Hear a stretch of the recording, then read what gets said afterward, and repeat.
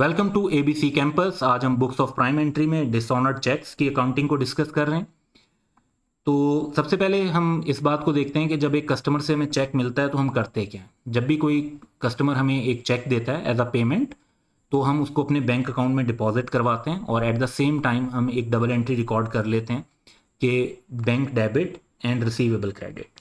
Reason इसकी ये होती है कि जो हमारा बैंक बैलेंस का एसेट होता है वो इंक्रीज होकर डेबिट हो जाता है और हम समझते हैं कि कस्टमर ने अपने अकाउंट की पेमेंट कर दी है, तो रिसीवेबल का एसेट डिक्रीज होकर क्रेडिट हो जाता है।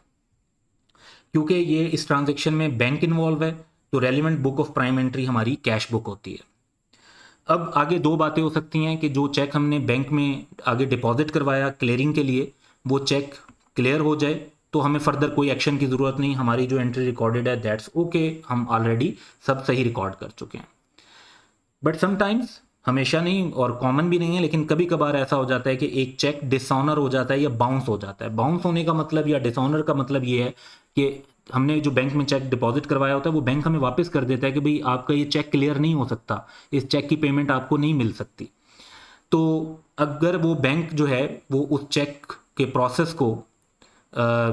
चेक को प्रोसेस करने से रिफ्यूज कर देता है हमें, मे बी इस वजह से कि कस्टमर के अकाउंट में बैलेंस ही नहीं है। एक कस्टमर के अकाउंट में बैलेंस था 50,000 का, चेक उन्होंने हमें 80,000 का दिया हुआ है, तो जब हम वो बैंक से जाके पैसे मांग रहे हैं तो बैंक कहेगा जी इस अकाउंट में तो इतने पैसे ही नहीं है कि ये चेक जो है प्रोसेस किया जा सके, तो वो हमें चेक वापस कर देते हैं। अब इसके लीगल इश्यूज भी हैं कि अगर हम कस्टमर के अगेंस्ट कोई एक्शन लेना चाहते हैं तो क्या ले सकते हैं वगैरह वगैरह, लेकिन अकाउंटिंग का पर्सपेक्टिव ये है कि जब चेक डिसऑनर हो जाएगा तो हमने ये जो एंट्री रिकॉर्ड की थी हमें इस एंट्री को रिवर्स करना है। अब हमने रिसीवेबल्स को डेबिट करना है और बैंक को क्रेडिट करना है। क्यों? क्योंकि हम ये कह रहे हैं कि उस पर्सन की तरफ से जो चेक आया था वो चेक तो यूजलेस हो गया, तो वो पर्सन को हम दोबारा अपना रिसीवेबल का बैलेंस बना रहे हैं कि इससे हमने रिकवरी करनी है। और जो हमने बैंक का बैलेंस बढ़ा दिया था इस एक्सपेक्टेशन पे कि चेक प्रोसेस होकर हमारे बैंक के बैलेंस में ऐड हो जाएगा, वो ऐड नहीं हुआ, इसलिए उस बैलेंस में जो कमी है उसको रिकॉर्ड करने के लिए हम बैंक को क्रेडिट कर देंगे।